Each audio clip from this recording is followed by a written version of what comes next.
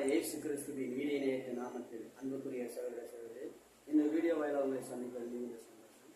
Mark புஸ்தகம் 13வது அதிகாரம் 3வது வசனத்திலிருந்து வாசிக்கிறோம்.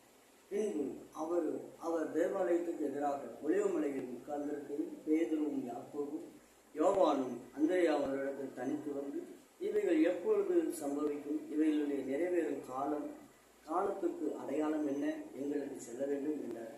இயேசு அவர்களுக்கு பிரேத்தரமாக, ஒருவன் உங்களை வஞ்சியாதபடி எச்சரிக்கிறார்கள். ஏனெனில் அநேகர் வந்து என் நாமத்தை வெறித்துக் கொண்டு நானே கிறிஸ்து என்று சொல்லி அநேகரை வஞ்சிப்பார்கள்.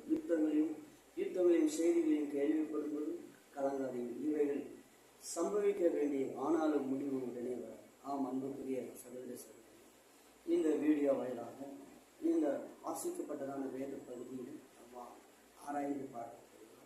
இதில் ஆண்டவருடைய வருகையை குறித்து, இயேசு கிறிஸ்துவனுடைய வருகையை குறித்து வேதம் நமக்கு சொல்லும். இயேசு அவருடைய வாயினாலே அந்த காரியத்தை சொல்லும்.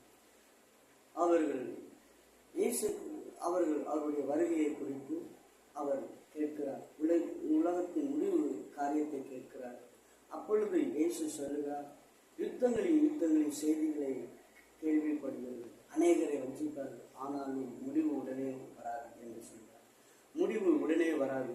ராஜ்யத்துக்கு ராஜ்யம், ஜாதிக்கு ஜாதியும், பூமி அதிர்ச்சியும் என்று வேத வசனம் சொல்லும். இதெல்லாம் பார்க்கும் பொழுது ஆண்டவர் சொல்றார், நீங்கள் எச்சரிக்கையாயிருங்கள்.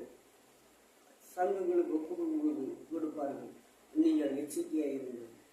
என்னுடைய வருகை நாட்கள் மிகவும் இருக்கு. இந்நாட்களில் நாம் கேள்விப்படுகிற விதமாகவே ஒவ்வொரு காலத்திலையும் நாம் கேள்விப்படுகிறோம். இந்த நாட்களிலும் அவர் வேதவசனத்தின்படி சொல்றார், வானமும் பூமியும் ஒளிந்து போனாலும் என் வார்த்தைகள் ஒரு நாள் ஒளிந்து போவதில்லை என்று சொல்கிறார். இயேசு சீக்கிரமாக வருகிறார். அவருடைய வருகையின் காரியங்களை குறித்து முன்னதாகவே நமக்கு சொல்லியிருக்கிறார்.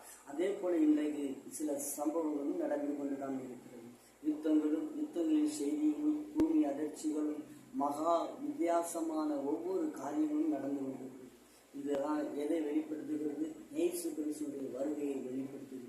ஆம் அன்புக்குரிய சகோதரர்களே, நீங்களும் நானும் விழிப்போடு இருந்து அவருடைய வருகையை எதிர்நோக்கி காத்திருக்கும் பொழுது அவருடைய வருகையில் நாம் மகிழ்ச்சியோடு அவருடைய வருகையை எடுத்துக்கொள்ளப்படுகிறோம். இதை கேட்டுக்கொண்டிருக்கிற அருமையான சகோதரனே, இதில் அநேகர் வஞ்சிப்பார்கள் என்று வேதவசனம் சொல்லுது. நானே கிறிஸ்து என்று சொல்வார்கள் என்று வேதவசனம் சொல்லுகிறது.